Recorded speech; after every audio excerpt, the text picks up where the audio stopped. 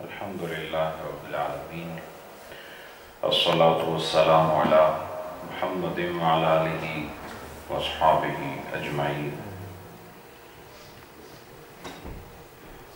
حاضرین محترم، محبت، ذوق اور شوق سے بارگاہ رسالت میں ہدیہ درود پیش فرمائیں۔ الصلاۃ والسلام علیکہ یا رسول اللہ وعلی آلک واصحابک یا حبیب اللہ۔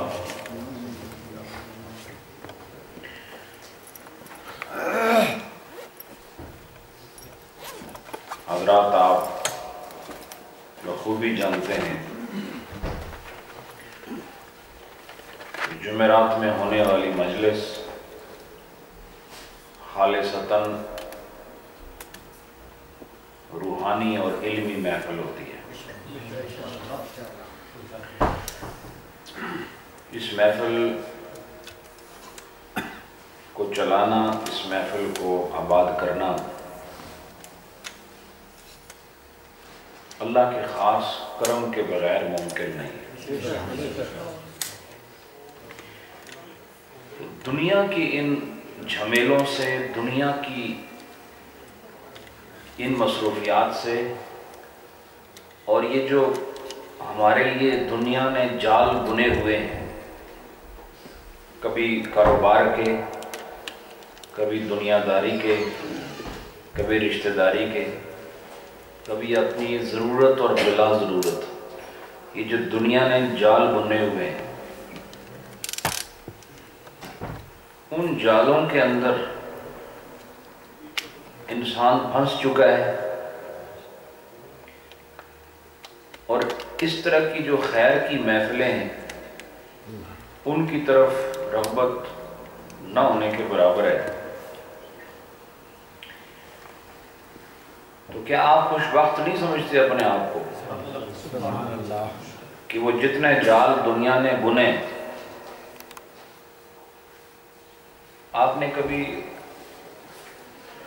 مکڑی کو جالا بنتے ہوئے دیکھا ہوگا؟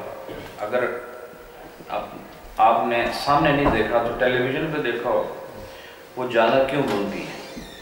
ایک تو اس میں رہنا ہوتا ہے، دوسرا جو دیگر انسیکٹس ہیں نا، باقی مکھیاں وغیرہ، ان کو پھنسانے کے لیے۔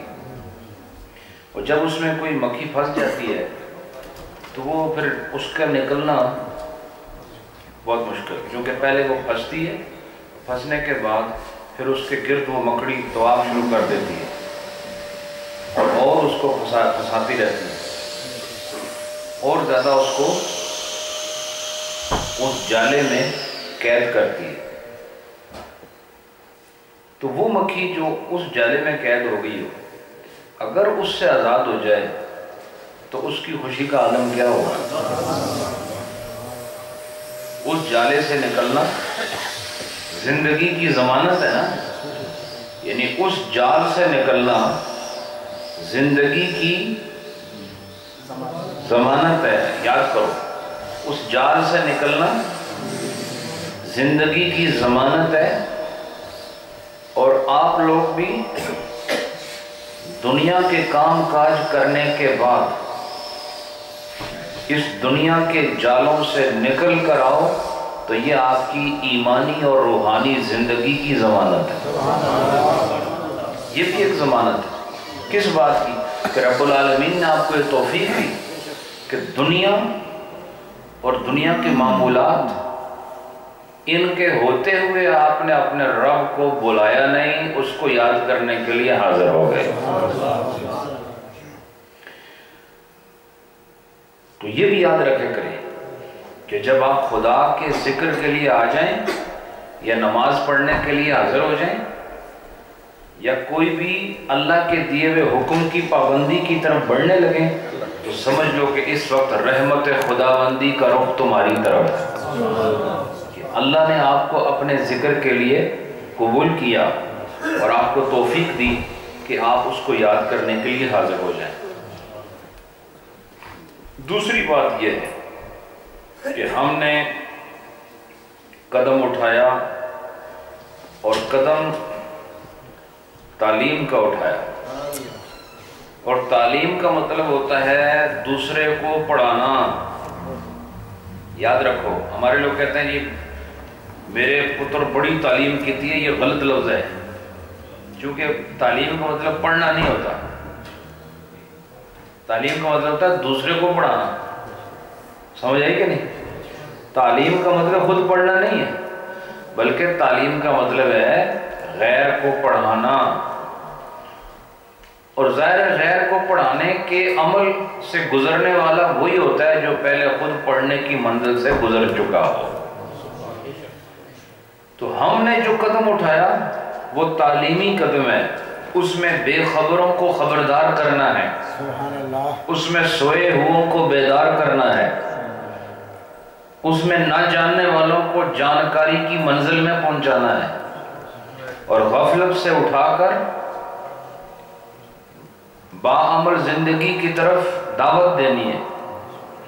اور اسی کی ایک کڑی ہے یہ ہماری جمعرات کی محفل، کہ جس میں ذکر بھی ہوتا ہے، ختم بھی پڑھا جاتا ہے، لیکن سب سے بڑی بات کہ اس میں علم شریعت آپ کے اندر تقسیم کیا جاتا ہے، اور اسی چیز کی کمی ہے ہمارے ماحول میں۔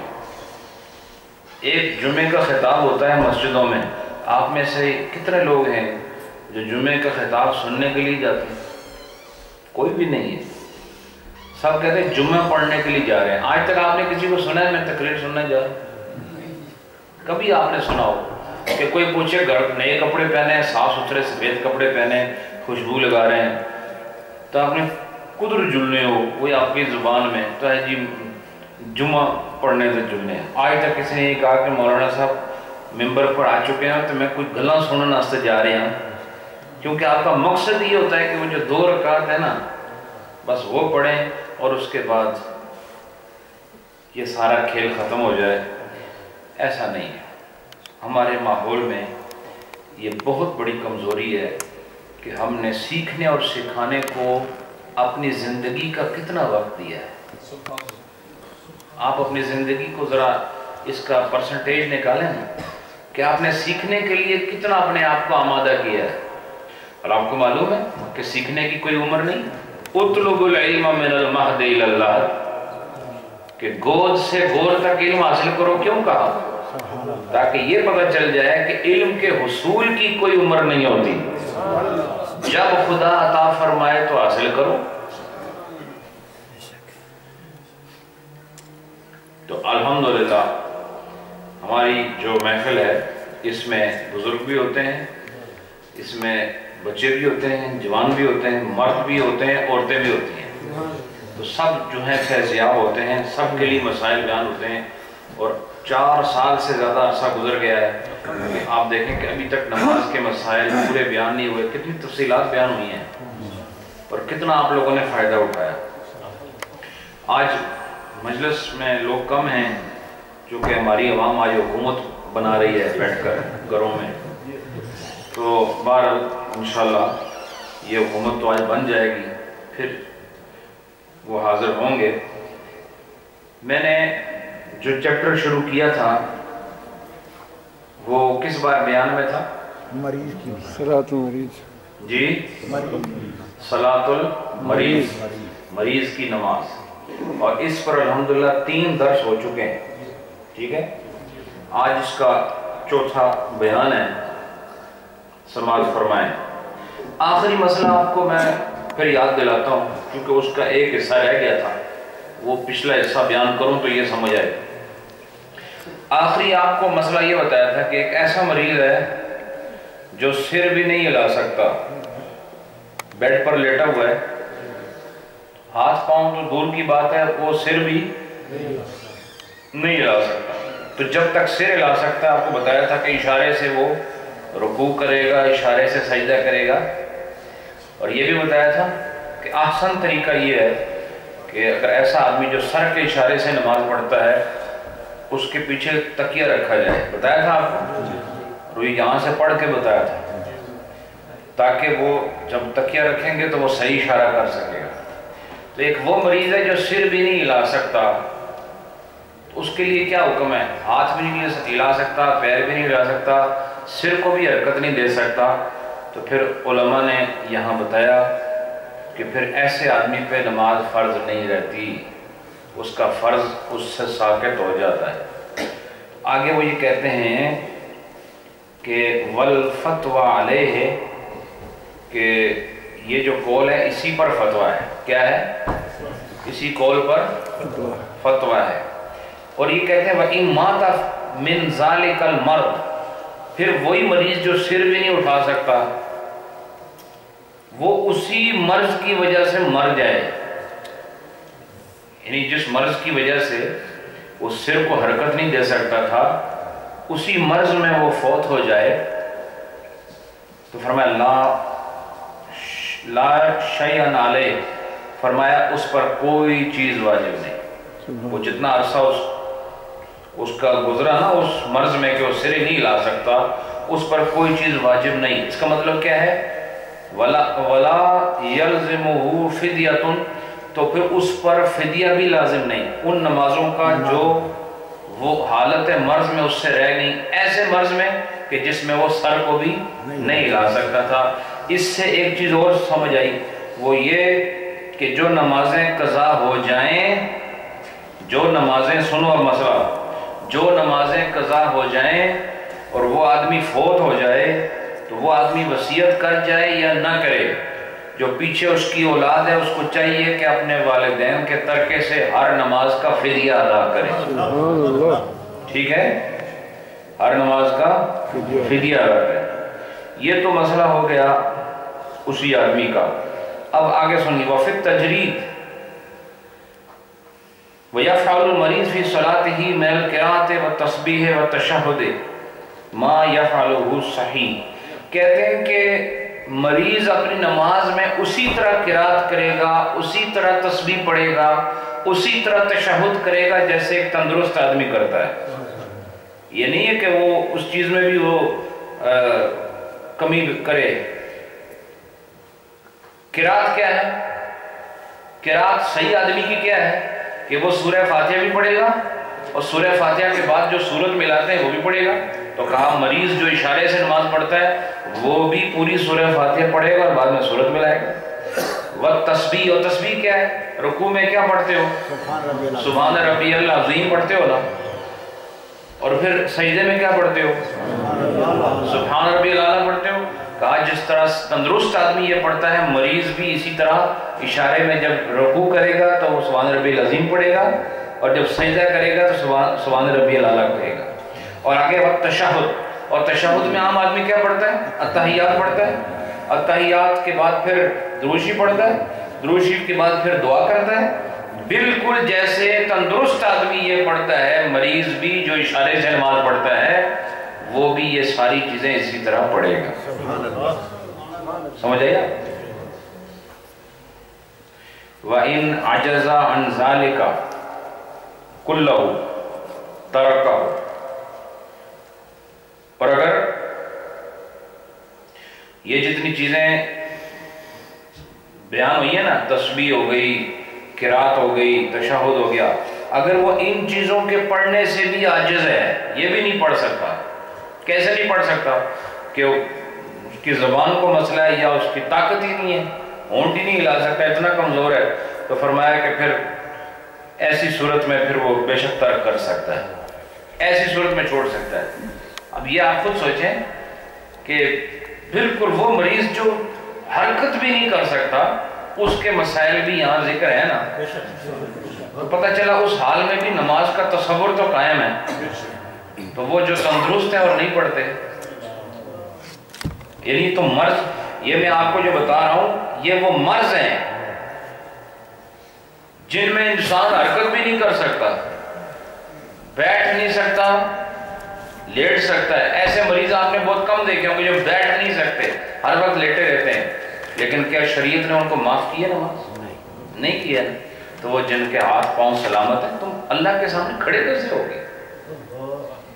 ہاتھ اس کے دیے ہوئے، پاؤں اس کے دیے ہوئے، آنکھ اس کی دی ہوئی، سر اس کا دیا ہوا، دماغ اس کا دیا ہوا، ہر چیز خالق کی عطا ہے. اور پھر بھی اس کے آگے جھکنے سے محروم کیسے سامنا کرو گے؟ تو یاد رکھو اللہ کا خوف انسان کو فرما بردار بناتا ہے، اور جو یہاں نہیں ڈرتے وہ وہاں ڈریں گے، جو ادھر ڈر گئے وہاں ڈر سے بچ جائیں گے۔ اس لیے یہیں پہ ڈرنا ہے تاکہ اس ڈر سے بچ جاؤ۔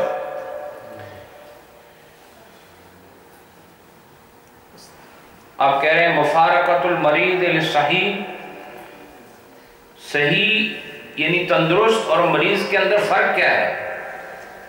مریض اور تندرست کے اندر فرق کیا ہے؟ وہ کہتے ہیں فیما ہوا عاجز عنہ، کہا کہ ان میں فرق یہ ہے کہ جن چیزوں میں یہ مریض عاجز ہے ان میں یہ عاجز ہوگا، فَأَمَّا فِيمَا يَقْدِرُ عَلَيْهِ فَهُوَ كَالصَّحِيحِ، کہا کہ جس چیز میں یہ عاجز ہے اس میں مریض کے مثل ہوگا، اور جس چیزوں پر یہ قادر ہے اس میں بالکل تندرست کی مثل ہوگا۔ سمجھ آئی؟ جو آدمی کھڑا نہیں ہو سکتا بیٹھ سکتا ہے، تو وہ جب بیٹھ کے نماز ہوتی ہے وہ ایسے پڑھے گا جیسے صحیح آدمی پڑھتا ہے۔ اب سمجھ آئی؟ جو آدمی جس چیز میں عاجز ہے اس میں مریض کی طرح پڑھے گا، اور جس چیز میں عاجز نہیں صحیح ادا کر سکتا ہے اس میں بالکل تندرست آدمی کی طرح نماز ادا کرے گا۔ مثلا ایک آدمی کو بیک پین ہے، وہ کھڑا تو ہو سکتا ہے لیکن وہ زیادہ جھک نہیں سکتا۔ میری بات سمجھ رہے ہیں آپ؟ وہ اسٹریٹ کھڑا ہو سکتا ہے لیکن اگر بینڈ ہوگا تو کمر میں درد ہوگا اور شدید درد ہوگا، تو پھر کیا مسئلہ ہے؟ تو انہوں نے کہا کہ مسئلہ یہ ہے کہ وہ یوں کرے گا کہ یہ بینڈ ہونے میں وہ مریض کی طرح بینڈ ہوگا اور کھڑے ہونے میں وہ تندرست کی طرح کھڑا ہوگا، یعنی جس چیز میں وہ صحیح ہے اس میں صحیح لوگوں کی طرح نماز پڑھے گا، اور جن چیزوں میں وہ مریض ہے ان میں مریضوں کی طرح نماز پڑھے گا۔ یہ نہیں کہ ایک چیز کی وجہ سے سب کچھ مریضوں کی طرح شروع کر دے۔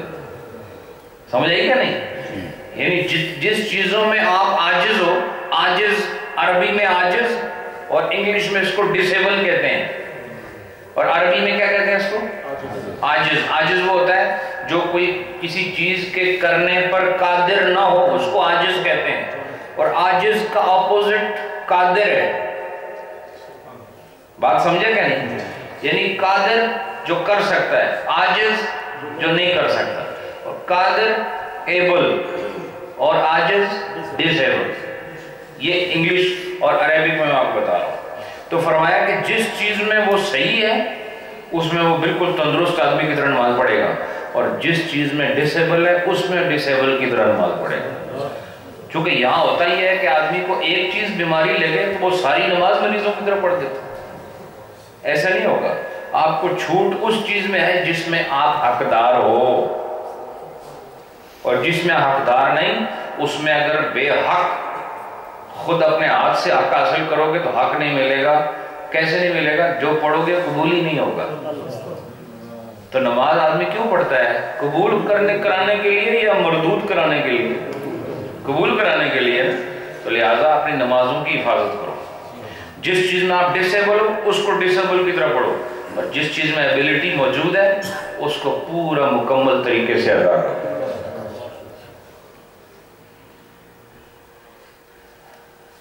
پھر فرمایا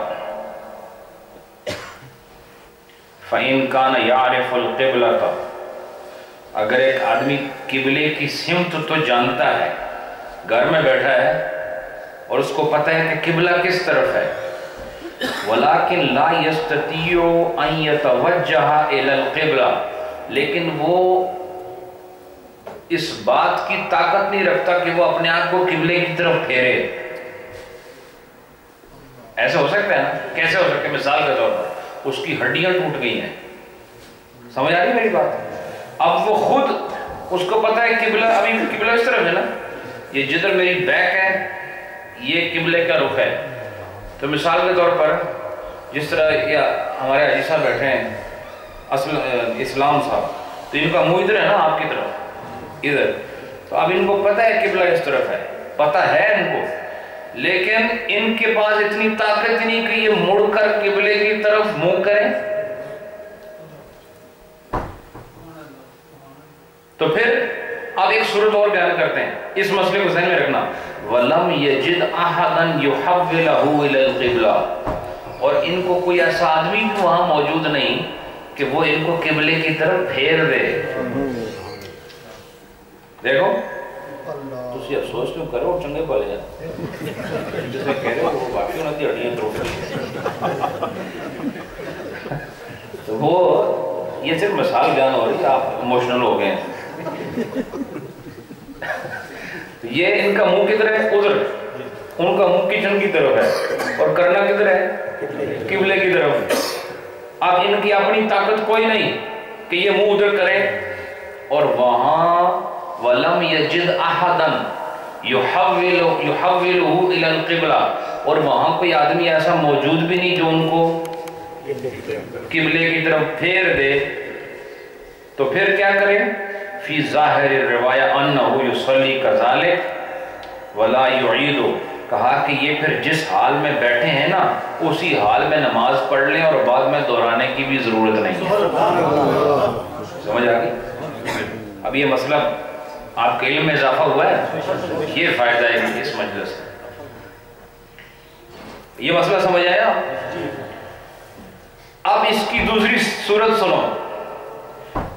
فَإِن وَجَدَ أَحَدًا يُحَوِّلُهُ إِلَى الْقِبْلَةِ، اگر ان کے پاس کوئی آدمی موجود ہے جو ان کو قبلے کی طرف پھیر سکتا ہے، مثلا ان کو تکلیف ہے تو یہ انہوں نے دیکھا کوئی ہے، گھر والے ہیں، بیٹا ہے، بھائی ہے، کوئی موجود، ان کو پتہ چل گیا کوئی ہے، تو پھر کیا ہوگا؟ کہا کہ ینبغی، تو کہا کہ پھر مناسب یہ ہے ان یأمرہ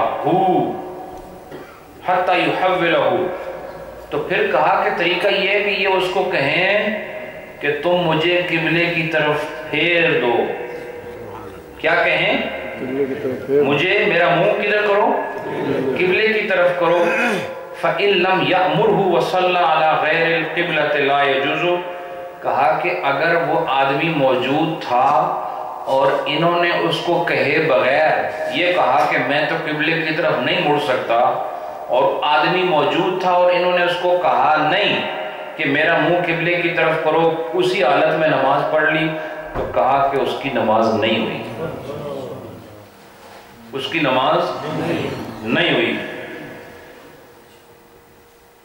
اب مسئلہ یہ ہے کہ اگر یہ اکیلے ہوں یا کوئی مریض اکیلا ہو چلو اور اس کو کوئی قبلے کی طرف پھیرنے والا نہیں، تو حکم کیا ہے کہ وہ اسی حالت میں نماز پڑھ لے. لیکن اگر کوئی موجود ہے اور وہ اس حالت میں نماز پڑھ لے، ہو جائے گی؟ نہیں ہوگی. تو کیا کہا کہ یہ اس کو کہیں، گزارش کریں کہ میرا منہ قبلے کی طرف پھیرو. ہاں اگر یہ اس کو کہیں میرا منہ قبلے کی طرف پھیرو اور وہ برٹش بورن ہے، وہ پھیرتا ہی نہیں، پھر بھی یہ اسی طرح منہ کر کے نماز پڑھ لیں، پھر ہو جائے گا. اب سمجھے بات؟ لیکن کہنا ضروری ہے. جب تک کہو گے نہیں اس حالت میں نماز جائز نہیں ہوگی.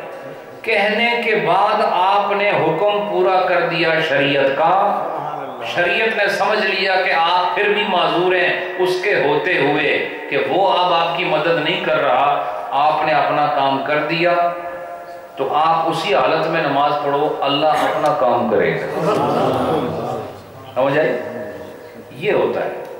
تو جو اسی طرح مثلا ایک آپ کو پتہ ہے کہ پانی موجود ہے اور اس کے باوجود آپ تیمم کر رہے ہیں، تو آپ تیمم کیوں کرتے ہیں؟ جی میں اس کی جاننا ہے، اس نے شکل دیکھو، پانی دینا ہی نہیں ہے، تو یہ شکل سے بات نہیں بنے گی، اس کو پوچھنا پڑے گا، اس سے کہنا پڑے گا کہ جناب مجھے پانی دو تو مجھے وضو کرنا ہے.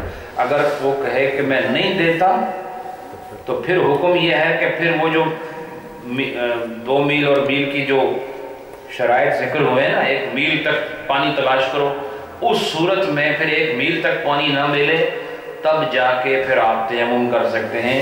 لیکن اگر آپ کو پانی کسی کے پاس نظر آتا ہے تو اس کی شکل دیکھ کے خود فیصلہ نہیں کر سکتے. جب تک کہو گے نہیں مسئلہ پورا نہیں ہوتا. اسی طرح مریض اگر کوئی اسے آدمی ملتا ہے جو اس کا منہ قبلے کی طرف پھیر دے گا تو وہ اگر اس کو کہے بغیر نماز پڑھ لے گا تو نماز نہیں ہوگی، اور اس کو کہہ دے گا تو یا وہ اس کو پھیر دے گا تب بھی نماز ہو جائے گی، نہیں پھیرے گا تب بھی نماز ہو جائے گی. ٹھیک ہے. اس کے بعد وَكَذَلِكَ إِذَا كَانَ عَلَى فَرْشٍ نَجِسٍ کا اسی طرح اگر کوئی آدمی مریض ہے، دیکھو مرض مختلف طریقے کے ہوتے ہیں. میں عظمت اور رفت جو اللہ نے ان ائمہ کرام کو دیے میں اس کو سلام پیش کرتا ہوں کہ ان لوگوں نے کیسے کیسے مسائل ذکر کیے. پڑھو تو پتہ چلتا ہے کہ فقہائے کرام کو خدا تعالیٰ نے کیا بڑا کام ان کے سپرد کیا اور کس حسن انتظام سے انہوں نے اور حسن کمال سے انہوں نے مسائل کو ذکر کیا. اب یہ کہتے ہیں کہ ایسا مریض ہے کہ جو ناپاک بچھونے پر ہے. کیسے بچھونے پر ہے؟ تو ایسے مریض بھی ہوتے ہیں. دیکھو یہ 5 کتنے 100 سال پرانی کتاب ہے، کو پتہ ہی ہے، یہ اورنگزیب عالمگیر کے دور کی کتاب ہے. ٹھیک ہے نا. اس دور میں یہ مسائل مرتب ہوئے. انہوں نے دیکھیں لکھا ہے کہ اگر کوئی آدمی ان کان علی فرش نجس ہے، اگر کوئی ایسے بچھونے پر ہے جو ناپاک ہے، وہ کیا کرے؟ نماز تو پڑھنی نا اس نے. تو نماز پڑھنے کے لیے ایک شرط یہ بھی ہے کہ جس جگہ پہ پڑھے کیا ہو؟ پاک ہو. تو اب وہ جس بچھونے پر ہے وہ پاک ہے، وہ ناپاک ہے. پھر وہ مسئلہ آتا ہے ان کان لا یجد فراشا طاہرا، اگر تو اسے کوئی پاک بچھونا ملتا ہی نہیں، او یجدہ یا ملتا تو ہے لیکن لا یجد احدا یحولہ الی فراش طاہر، پاک بسترا تو ملتا ہے لیکن کوئی بندہ نہیں جو اسے اٹھا کے پاک بسترے پر رکھے. اتنا ڈسیبل ہے. پہلی مسئلہ کیا ہے کہ اس کو پاک بستر ملتا ہی نہیں. دوسرا اس کی صورت یہ بتائی کہ بسترا تو پاک ہے لیکن کوئی بندہ نہیں ملتا جو اسے اٹھا کے پاک بستر پہ رکھے. یصلی علی الفراش النجس، تو وہ اسی ناپاک بسترے پر ہی نماز پڑھے، اسی پر نماز پڑھے. اس کی نماز بالکل اسی طرح ادا ہوگی جس طرح ایک آدمی پاک بستر پہ نماز ادا کرتا. کیوں؟ کمزوری اور عجز کی بنا پر. وجہ کیا ہے؟ ایک آدمی پاک زمین پہ نماز پڑھ رہا ہے، ایک ناپاک پہ. ان دونوں کی نماز کا درجہ ایک تو نہیں ہونا چاہیے. بات سمجھے ہو کہ نہیں؟ بھئی ایک آدمی ناپاک جگہ پہ نماز پڑھ رہا ہے اور ایک آدمی پاک جگہ پہ نماز پڑھ رہا ہے، ان دونوں کی نماز برابر کیسے ہوگی؟ کہا برابر اس لیے ہوئی جو پاک جگہ پہ پڑھ رہا ہے اس کو یہ پاک جگہ خدا نے دی ہے، اور جو ناپاک پہ پڑھ رہا ہے اس کو بھی وہ جگہ خدا نے دی ہے. اور مزے کی بات یہ میری نظر میں وہ جو ناپاک والا ہے اس کا درجہ شاید زیادہ ہو. کیوں؟ کہ اس حالت میں بھی اپنے رب کو فراموش نہیں کیا، نماز پڑھ رہا، اس حال میں بھی رب کو یاد کرتا. اس نماز کا مقابلہ صحت مند نہیں کر سکتا. اس حال میں بھی جو اپنے رب کو یاد رکھے یہ وہ مومن ہے جس پہ فرشتے فخر کرتے ہیں. اچھا آپ فرمایا وَإِن كَانَ يَجِدُ أَحَدًا يُحَوِّلُهُ إِلَى فِرَاشٍ طَاهِرٍ، اور اگر وہاں کوئی ایسا آدمی مل جائے جو اسے اٹھا کر پاک بستر پہ رکھ سکتا ہے، يَنبَغِي أَن يَأْمُرَهُ، تو اسے چاہیے کہ وہ اس کو کہے کیا کہے کہ مجھے اس پاک بستر پہ کرو، حَتَّى يُحَوِّلُهُ، یہاں تک کہ وہ اس پاک بستر پہ اسے تحویل کر دے. فَإِن لَمْ يَأْمُرْهُ، اور اگر وہ پاک بستر موجود ہو اور وہاں بندہ بھی موجود ہو اور وہ اس بندے کو نہ کہے کہ مجھے اس پاک بستر پہ لے جاؤ، وَصَلَّى عَلَى الْفَرَاشِ النَّجِسِ، اور اسی ناپاک بستر پہ نماز پڑھ گیا، لا يجوز، تو یہ نماز جائز نہیں ہوگی. اب آپ سمجھ گئے نا یہ مسئلہ بالکل اسی طرح ہے جو قبلے کی طرف منہ پھیرنے والا مسئلہ تھا کہ اس میں بھی آدمی ہو تو کہنا ضروری ہے، آدمی نہ ہو تو اسی حال میں پڑھے. اور اس میں ناپاک بستر پر ہے تو پاک بستر تو ہے لیکن بندہ نہیں جو اسے اٹھا کے وہاں رکھے، خود وہ اس قابل نہیں کہ چل کے پاک بستر پہ جائے، اتنا ڈسیبل ہے.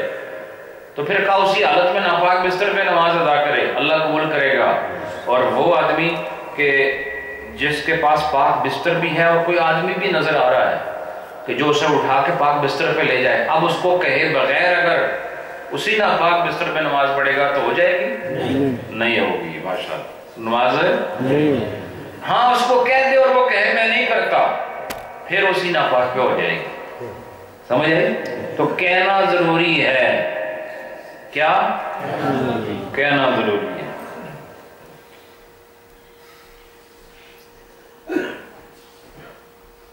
مریض تحتہ ثیاب نجسۃ، ایک مریض ہے جس کے نیچے جو لباس بچھا ہوا ہے، جو بستر ہے یا کوئی کمبل یا کوئی چیز بچھی ہوئی ہے، لیکن وہ ہے ناپاک۔ کیا ہے؟ ناپاک۔ ان کان بحال لا یبسط شیء الا ویتنجس من ساعتہ یصلی علی حالہ۔ کہتے ہیں ایک آدمی ہے، دیکھو مسائل غور کرو ذرا، ایک آدمی ہے اس کے نیچے ناپاک بچھونا بچھا ہوا ہے، مثلا بستر بیڈ لگا ہوا ہے، بیڈ کے اوپر کمبل ڈلا ہوا ہے، اور کمبل کیا ہے؟ ناپاک۔ کمبل کیا ہے؟ تو یہ کہتے ہیں کہ اگر وہ ایسے حال سے گزر رہا ہو، اس کے مرض کی یہ کیفیت ہو کہ جیسے ہی دوسرا کپڑا ڈالا جائے گا وہ بھی فوراً ناپاک ہو جائے گا، ایسے مریض ہو سکتے ہیں کہ یہ جو کپڑے نیچے بچھائے ہوئے ہیں، کوئی لباس یا بچھونا یا کمبل بستر، یہ اگر چینج بھی کر دیں، دوسرا جیسے ڈالیں گے اسی وقت فوراً، شرط کیا ہے کہ وہ اسی وقت فوراً ناپاک ہو جائے گا، تو پھر اس دوسرے کپڑے ڈالنے کا کوئی فائدہ ہے؟ کیوں کہ وہ فوراً ناپاک ہو جائے گا۔ تو جب وہ فوراً ناپاک ہوگا تو جو ریموو کیا تھا وہ بھی ناپاک، اور جو اب ڈال دیا یہ بھی ناپاک، تو دوسرا کپڑے ڈالنے کا فائدہ تو نہ ہوا۔ کہا پھر وہ اسی نجس کپڑے پر نماز پڑھ سکتا ہے، کیونکہ جیسے ہی دوسرا کپڑا ڈالیں گے دوسرا کپڑا بھی ناپاک ہو جائے گا، تو لہذا اس کی ضرورت نہیں۔ اچھا یہ کہتے ہیں وَقَضَا إِذَا لَمْ يَتَنَجَّسْ لَمْ يَتَنَجَّسِ ثَانِي، کہا کہ ایک صورت یہ ہے کہ وہ جو دوسرا کپڑا ہے وہ فوراً ناپاک تو نہیں ہوگا۔ پہلی صورت کیا بتائی کہ فوراً ناپاک ہو جائے گا، دوسرا ہے کہ وہ ناپاک تو نہیں ہوگا، جس کپڑے پر ہے وہ ناپاک ہے، لیکن اس کو ہٹا کے جب دوسرا بچھائیں گے وہ پاک ہوگا اور وہ ناپاک نہیں ہوگا، اس کا مرض ایسا نہیں ہے۔ لیکن یلحقہ زیادۃ مشقۃ بتحویل، کہا کہ اگر اس کو موو کرو نا تو اس مریض کو اٹھا کے صاف بچھونا بچھاؤ، اس اٹھانے میں واپس بٹھانے میں اس کو بہت شدید تکلیف ہوتی ہو، تب بھی وہ اسی ناپاک پر نماز پڑھ سکتا ہے۔ دیکھو سہولت کا خیال رکھنا ہے، چونکہ بعض ایسے مریض ہیں کہ آپ نے دیکھو اسپتالوں میں وہ مریضوں کو اٹھاتے ہیں، چلو بیڈ شیٹ چینج کرنی، یہاں پر بھی ایسا ہوتا ہے۔ بعض بڑے یعنی ایسے کریٹیکل مریض ہوتے ہیں کہ ان کو مثال کے طور پر زخم آئے ہوئے ہیں، شدید ترین زخم ہے، تو شریعت کیا کہتی ہے؟ NHS والے جو مرضی کہیں، شریعت یہ کہتی ہے اگر اس کو موو کرنے سے اور بستر چینج کرنے سے اس کی تکلیف بہت زیادہ بڑھ جاتی ہے اور اس کو بہت زیادہ درد ہوتا ہے، تو کہا کہ اس کو تکلیف نہ دو، اسی حال میں نماز پڑھ دیں۔ سمجھ آئی آپ کو؟ تو یہ ہوگی اس کی دوسری صورت۔ اب کہتے ہیں وَمَنْ أُغْمِيَ عَلَيْهِ خَمْسَ صَلَوَاتٍ قَضَى وَلَوْ أَكْثَرَ لَا يَقْضِي وَالْجُنُونُ كَالْإِغْمَاءِ وَهُوَ الصَّحِيحُ۔ یہ کہتے ہیں ایک آدمی جو بے ہوش ہو گیا، کیا ہو گیا؟ ایک آدمی توجہ ہے کہ نہیں؟ چونکہ یہ آپ کا مسئلہ بیان ہو رہا ہے، تھوڑا بے ہوش کوئی نہیں ہے چاہیے۔ جو آدمی بے ہوش ہو گیا اور 5 نمازوں تک بے ہوش رہا، کتنی نمازوں تک؟ یعنی 5 نمازوں کے وقت گزر گئے اور وہ بے ہوش رہا، تو فرمایا ابھی چھٹی نماز نہیں آئی، ابھی چھٹی نماز نہیں آئی، لیکن پانچویں نماز جو ہے نا وہ 5 نمازوں تک کیا رہا؟ بے ہوش ہو گیا۔ تو کہا کہ جب وہ ہوش میں آئے گا تو ان 5 کو قضا کرے گا۔ کیا کرے گا؟ قضا کرے گا۔ وَلَوْ أَكْثَرَ لَا يَقْضِي، لیکن اگر 5 سے زیادہ قضا ہو گئی، کتنی؟ سن رہے ہو کہ نہیں؟ ایک آدمی کو 6 نمازیں قضا ہوئیں بے ہوشی میں، تو کہا کہ اب اس کے اوپر ان کی قضا نہیں۔ یہ جب ہوش میں آئے گا نا، آپ نہیں کہہ سکتے کہ تو کل نہ سوتے ہیں، تو پتہ ہی کوئی نہیں، بے ہوش، یعنی مرض کی وجہ سے بے ہوش رہا ہے، تو یہ بے ہوشی کی وجہ سے 5 تک اس کو قضا کرنی پڑے گی، معافی نہیں۔ 5 سے زیادہ ہو تو پھر معافی ہے، یعنی 6 نمازیں اگر قضا ہو جائے نا تو پھر کیا کرے گا یہ؟ اب اس کو وہ پچھلی قضا کرنے کی ضرورت نہیں، جب یہ ہوش میں آیا تو اس وقت کی نماز اس پر فرض ہو جائے گی۔ لیکن اگر 6 سے کم ہے تو پھر یہ پہلے وہ 5 نمازیں بھی پڑھے گا، بعد میں اس وقت کی نماز پڑھے گا۔ یہ مسئلہ سمجھ آیا؟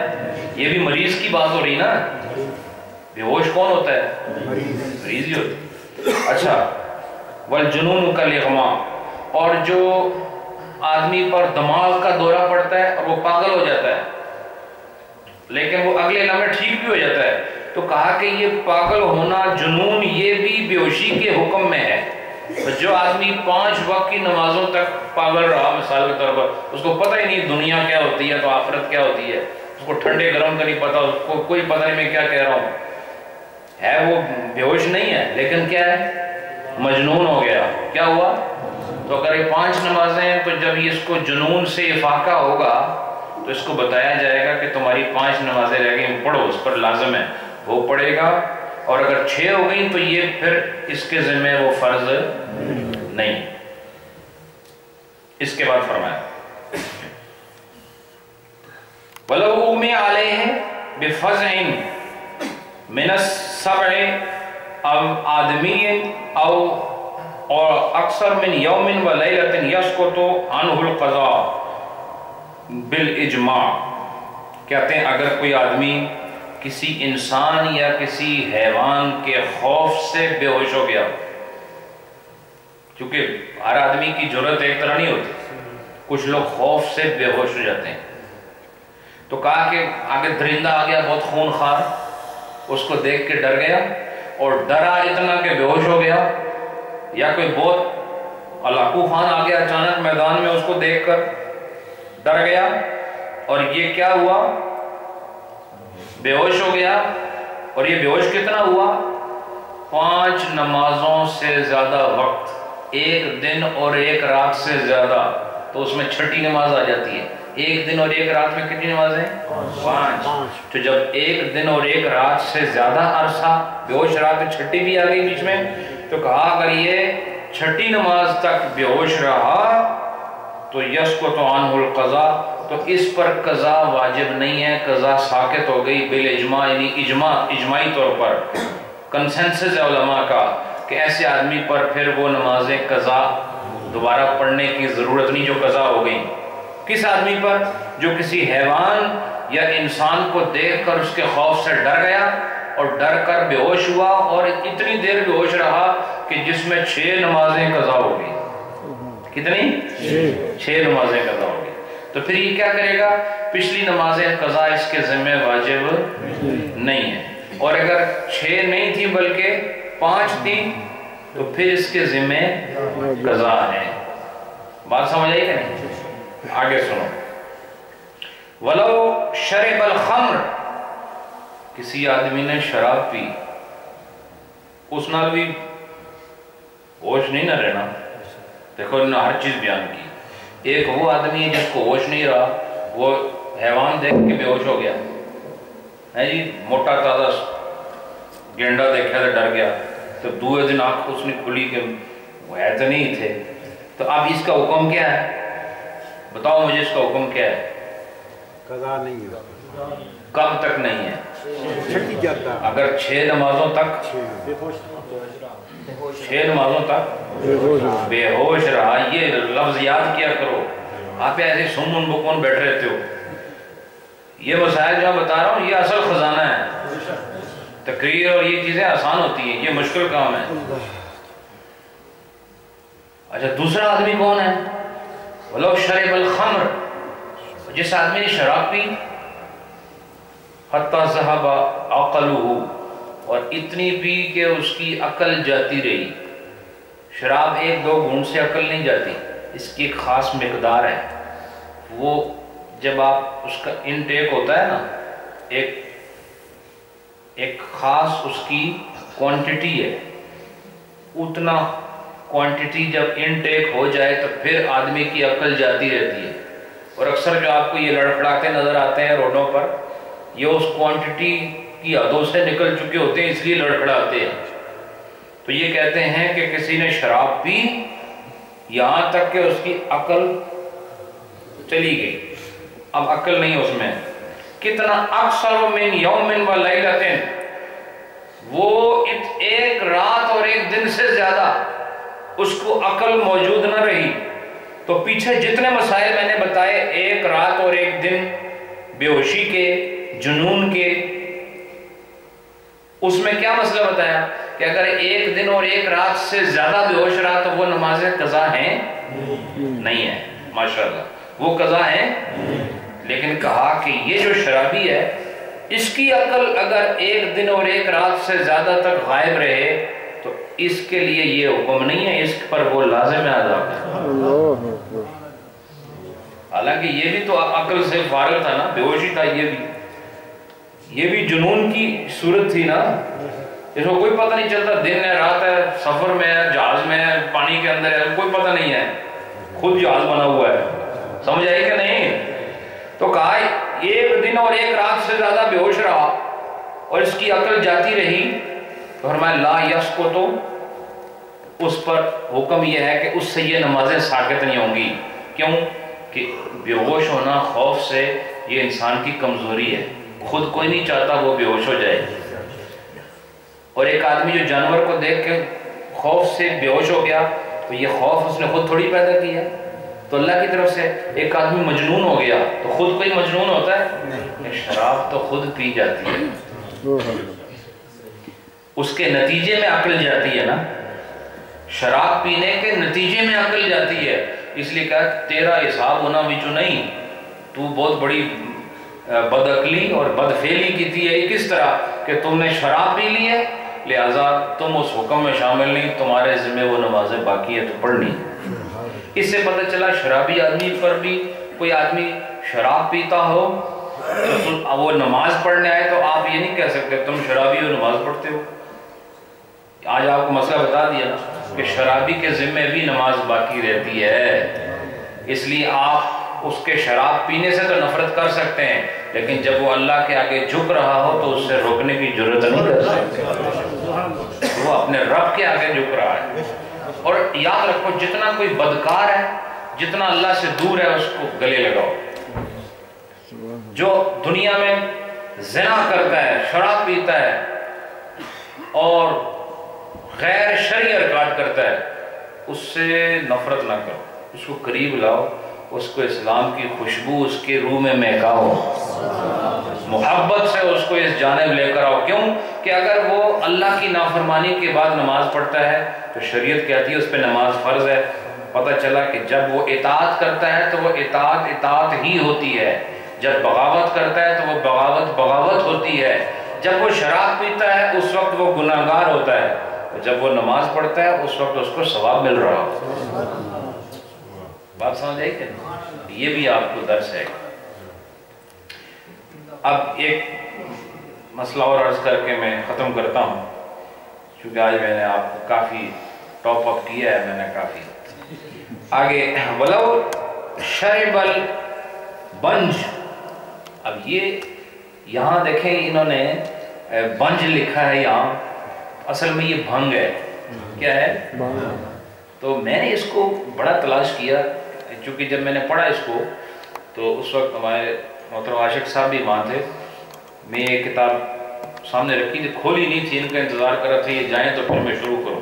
تو میں نے دیکھا یہ کبھی میں نے پڑھا نہیں یہ لفظ، بڑی غور و فکر کی.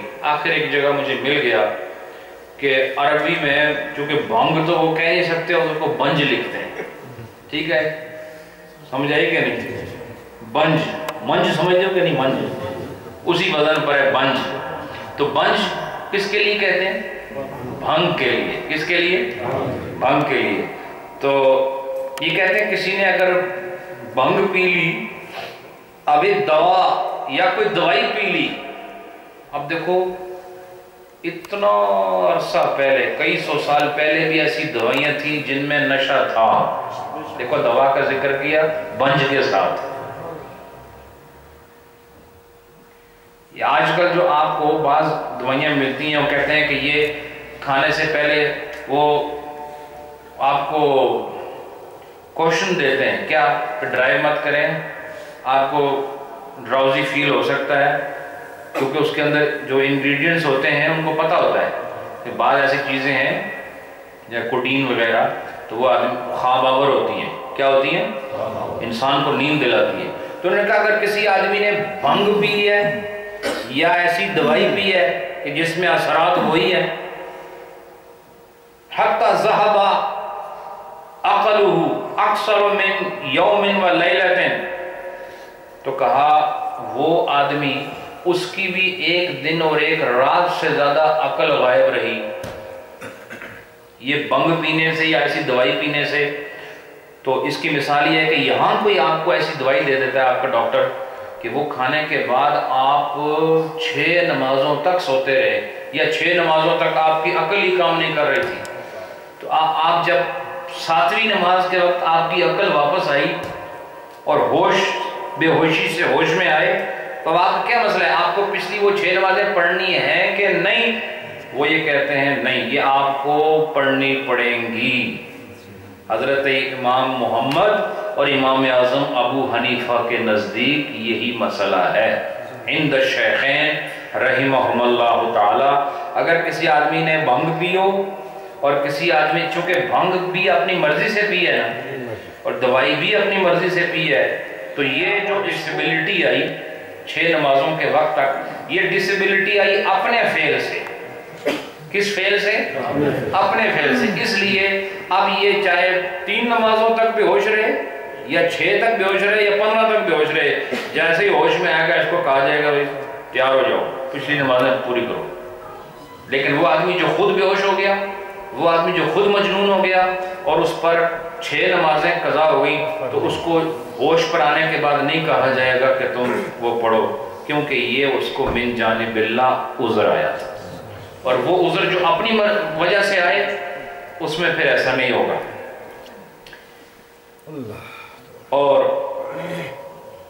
آخری مسئلہ ایک اور بتا دوں، ولو ناما.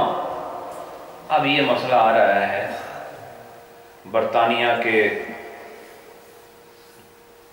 بہت ہی نوجوانوں اور شیر دل لوگوں کے لیے.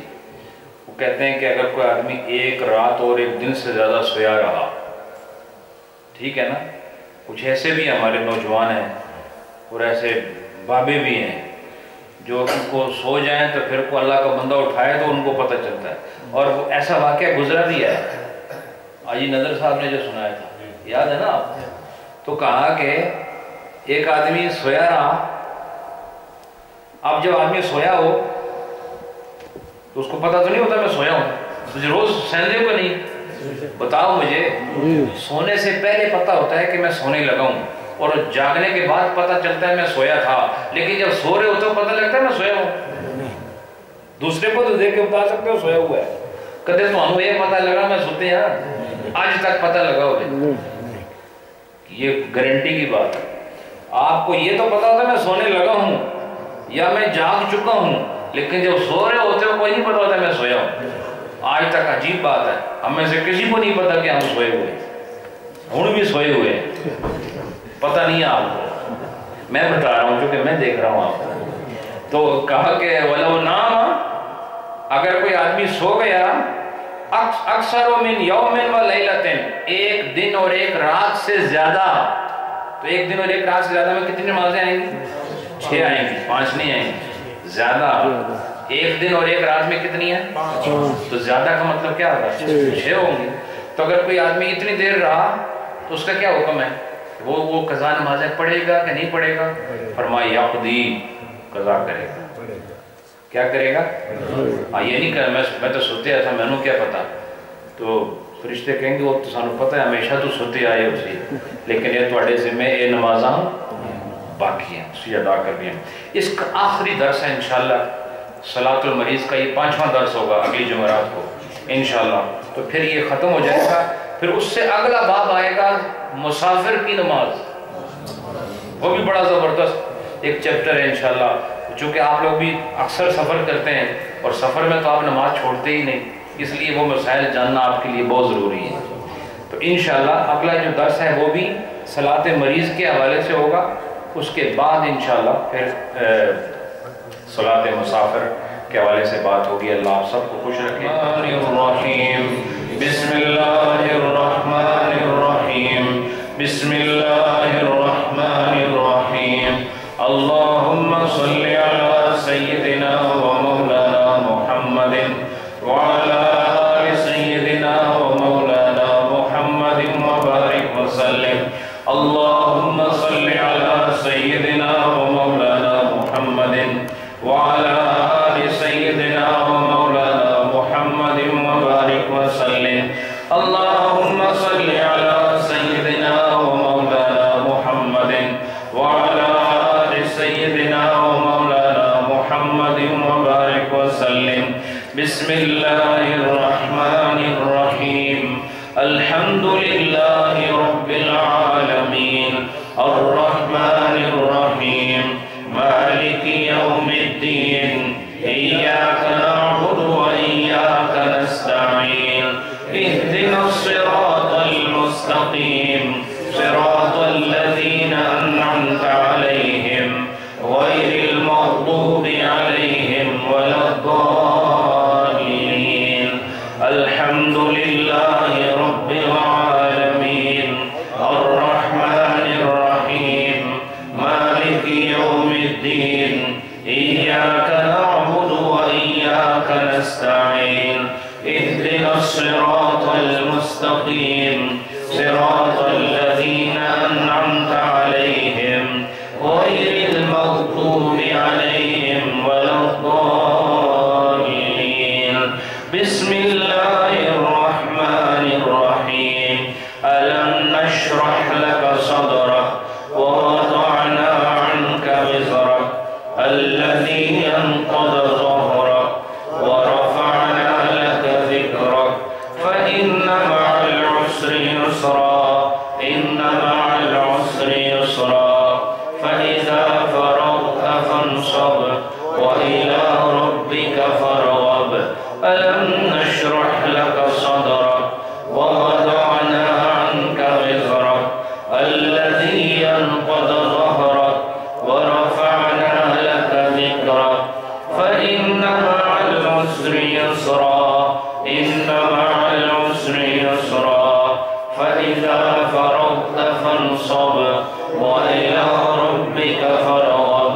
بسم الله الرحمن الرحيم، قل هو الله أحد الله الصمد لم يلد ولم يولد ولم يكن له كفوا أحد، قل هو الله أحد الله الصمد لم يلد ولم يولد ولم يكن له كفوا أحد، قل هو الله أحد الله الصمد لم يلد ولم يولد ولم يكن له كفوا أحد، قل هو الله أحد الله الصمد لم يلد ولم يولد ولم يكن له كفوا أحد، قل هو الله أحد الله الصمد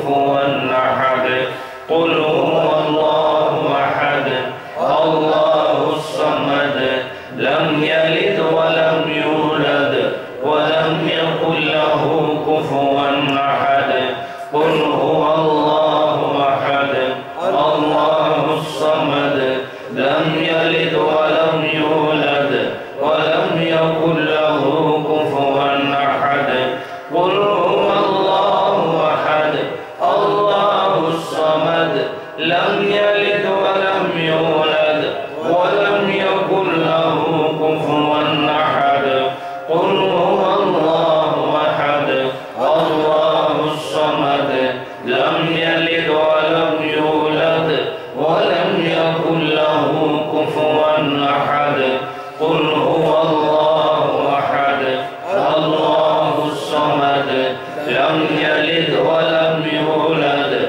ولم يكن له كفوا أحد قل هو الله أحد الله الصمد لم يلد ولم يولد ولم يكن له كفوا أحد قل هو الله أحد الله الصمد لم يلد ولم يولد ولم يكن له كفوا أحد قل هو الله أحد الله الصمد لم يلد ولم يولد ولم يكن له كفوا أحد بسم الله الرحمن الرحيم اللهم يا قاضي الحاجات يا قاضي الحاجات يا قاضي الحاجات يا قاضي الحاجات بسم الله الرحمن الرحيم اللهم يا كافي المهمات يا كافي المهمات يا كافي المهمات يا كافي المهمات بسم الله الرحمن الرحيم اللهم يا رافع الدرجات يا رافع الدرجات يا رافع الدرجات يا رافع الدرجات بسم الله الرحمن الرحيم اللهم يا منزل البركات يا منزل البركات يا منزل البركات يا منزل البركات بسم الله الرحمن الرحيم اللهم يا دافع البليات يا دافع البليات يا دافع البليات يا دافع البليات بسم الله الرحمن الرحيم اللهم يا مجيب الدعوات يا مجيب الدعوات يا مجيب الدعوات يا مجيب الدعوات بسم الله الرحمن الرحيم اللهم يا حل المشكلات يا حل المشكلات يا حل المشكلات يا حل المشكلات بسم الله الرحمن الرحيم اللهم يا شافي الأمراض يا شافي الأمراض يا شافي الأمراض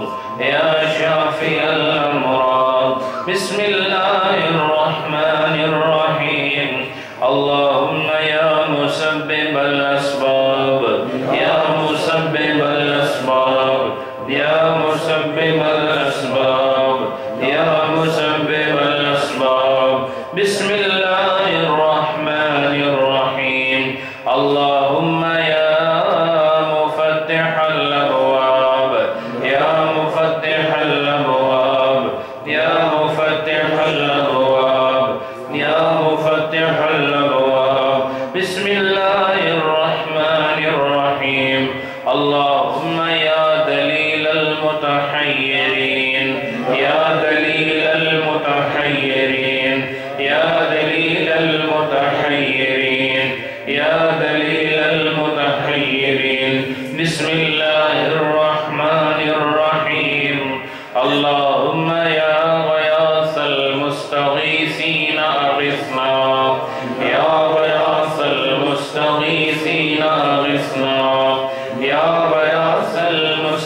المستغيثين أغثنا يا غياث المستغيثين أغثنا بسم الله الرحمن الرحيم اللهم يا أرحم الراحمين يا أرحم الراحمين يا أرحم الراحمين يا أرحم الراحمين بسم الله الرحمن الرحيم اللهم آمين آمين آمين آمين بسم الله الرحمن الرحيم اللهم صل على سيدنا ومولانا محمد وعلى آل سيدنا ومولانا محمد وبارك وسلم اللهم صل على